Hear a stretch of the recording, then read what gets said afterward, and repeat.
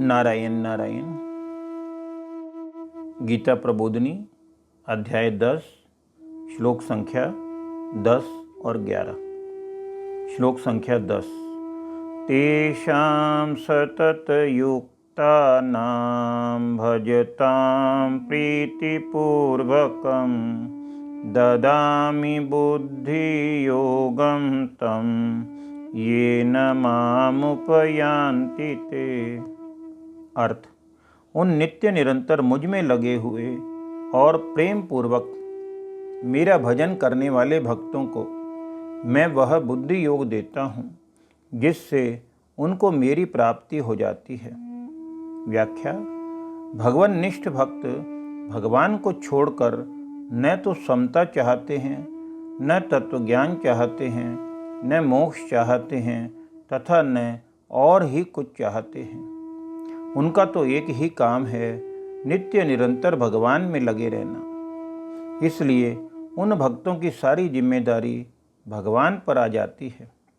उन भक्तों में कोई कमी न रह जाए, इस दृष्टि से भगवान अपनी तरफ से उनको समता, कर्म योग और तत्व ज्ञान, ज्ञान योग दोनों दे देते हैं। गीता अध्याय 10 श्लोक संख्या 11। श्लोक संख्या 11।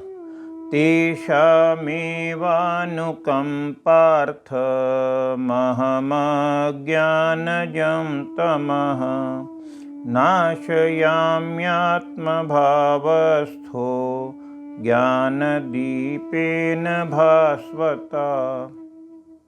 अर्थ: उन भक्तों पर कृपा करने के लिए ही उनके स्वरूप होनेपन में रहने वाला मैं उनके अज्ञान जन्य अंधकार को देदीप्यमान ज्ञान रूप दीपक के द्वारा नष्ट कर देता हूँ। व्याख्या: यद्यपि कर्म योग तथा ज्ञान योग दोनों साधन हैं और भक्ति योग साध्य है, तथापि भगवान अपने भक्तों को कर्म योग भी दे देते हैं, ददामि बुद्धि योगम तम, और ज्ञान योग भी दे देते हैं, ज्ञान दीपेन भास्वता।